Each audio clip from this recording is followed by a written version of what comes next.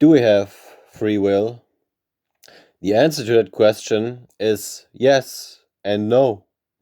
It depends entirely on what dominion we are talking about. What world are we talking about? Because there are two different worlds, you see?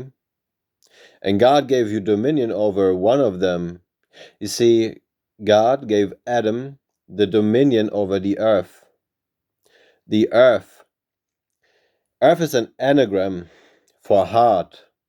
Your heart is symbolic of your nature or your being, you see. Out of the heart come the issues of life. Out of your nature, your being, come the issues of life.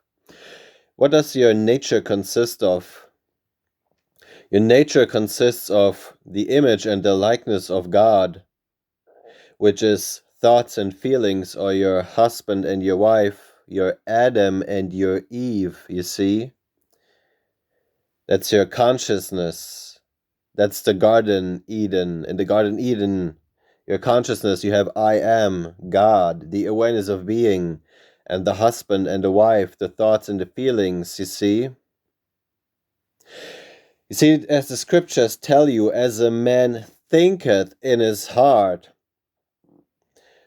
the mind, the body, the husband, the wife, the thoughts and the feelings, you see, as a man thinketh in his heart, so is he. The way that you think and feel, that is the way how your experience is going to unfold in the physical world. Do you see the two different dominions? The inner world, the spiritual world, the earth, the heart, your nature, your being, the spirit, consciousness, and the outer world, the physical world.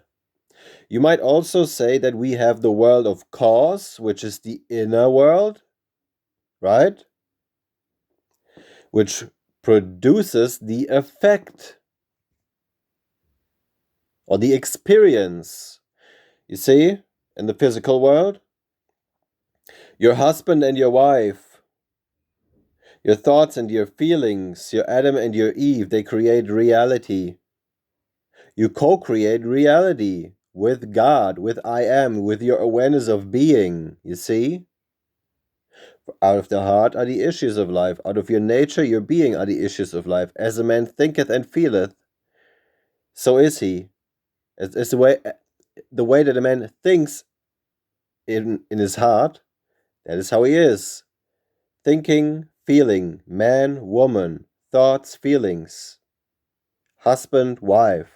You see? That is how your reality is created. What you are aware of being is drawn into your life, whether it be good or evil. Job found that out because in Job chapter 3 verse 25 we read, "The thing which I feared greatly came upon me." So the fear that he felt within himself, that he was aware of being, I'm going to lose my house, I'm going to lose my family. Do you see the fear? He attracted that into his life because he cursed God's name. God's name is I am. He lied about God's name. God is not going to lose his family. He's not lost or anything. Now the fear, now the curse, now the blasphemy, the lie comes upon you. You see? Do you see how you create your own reality? Do you, do you see the two different worlds? You see, what happens in the world of cause, in the spirit, whatever your thoughts and your feelings, your husband and your wife, your Adam and your Eve agree upon, it has already been conceived. It is finished. It is done. The spirit in consciousness is the only place, so to speak, where things happen. This is just the movie screen where you experience it. You see, your free will only exists in you, in the world of cause. That is where you record the movie. Once the movie is recorded, the experience, it is manifested, is projected onto the screen. And the only thing that you can still do is watch it in the same way that you would go to a cinema, sit your ass down with your popcorn and your Sprite or your Coke or whatever you have, and you're watching that movie. Now, mind you, that movie is already pre recorded, it is decided, it has been conceived by somebody else's Adam and Eve, by somebody else's thoughts and feelings. They made up the movie in their mind, in their consciousness, in their Garden Eden. They co created it with their thoughts and feelings, their husband, their wife, and I am, the awareness of being. They created the story, the plot, how it all unfolds, all the characters. They chose the actors. Do you see the free will at work? While he was yet doing that, there was free will. He was able to move around the pieces. Now, while your ass is sitting in the cinema, you can't do any of that. You can just sit there and observe or experience what has been created. The only thing you can do now is you can experience the manifestation or that child that man or woman's Adam and Eve or thoughts and feelings or man and woman agreed on. It's their child. You are experiencing it now. Do you now see how your free will works and where it begins and where it ends?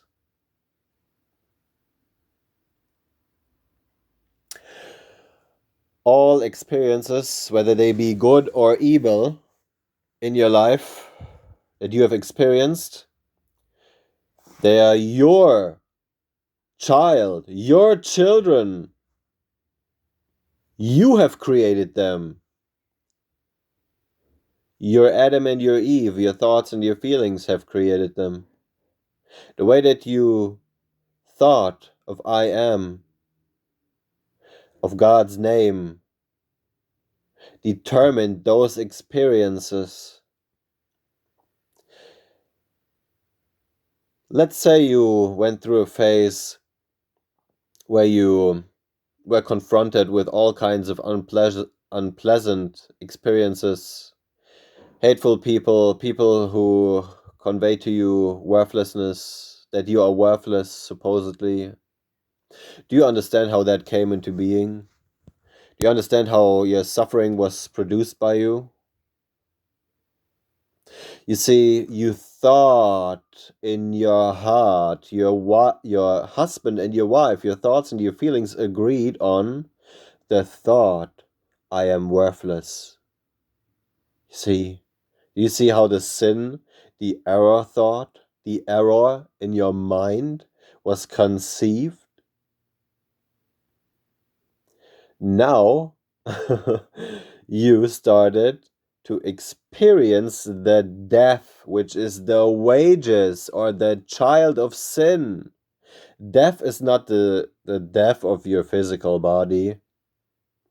You are the spirit that inhabits the body. You are the consciousness that inhabits the body. You cannot die, as in the sense of ceasing to exist.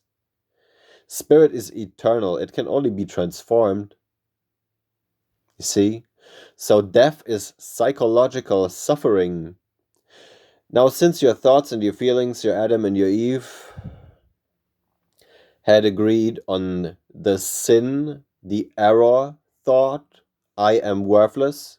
Do you see how you cursed God's name? You lied about I am, which is God's name, His nature. God is not worthless. Do you see your sin, your error thought? That error thought now manifests into the death, into the psychological suffering experience in the physical world, in the form of people and experiences, happenstances that convey to you now how worthless you thought and felt yourself to be. I hope you can hear me today, because I just gave you the key to transform your life to transform your mind. Be transformed by the renewing of your mind. Are we not supposed to be transformed from death unto life? Death is the carnal mind. It is Satan, the accuser of the brethren. Doesn't Satan, the carnal mind, the flesh mind, accuse you with things like, I am worthless, I am stupid, I am powerless? Do you see the death? Do you see the psychological suffering that is produced when you accept his fruit or his information? Do you see the consequences of accepting the fruit or the information of the tree of the knowledge of good and evil, which is the carnal flesh mind in you? Do you see it? I hope you do. Because if you do, then you have received the key to life. The key to life is in you. It is in I am. It is in your awareness of being. It is in what you are aware of being. Do you now understand why God says, those who hate me hate life? If you hate I am, if you reject I am loved, I am peaceful, I am powerful, I am valuable, I am the source of all abundance, you reject life. If you reject life, you reap death. That's the only thing that you can still reap at that point. Now you reap death. Now you reap, I am worthless, I am stupid, I am powerless, I am valueless. Because you rejected life. Do you see how the power over life and death lies in the tongue? That's Proverbs chapter 18, verse 21. Do you now see how God has put life and death, the spiritual mind, the carnal mind, blessings and cursings before you? He has put I am valuable and I am worthless before you. Choose this day whom ye will serve.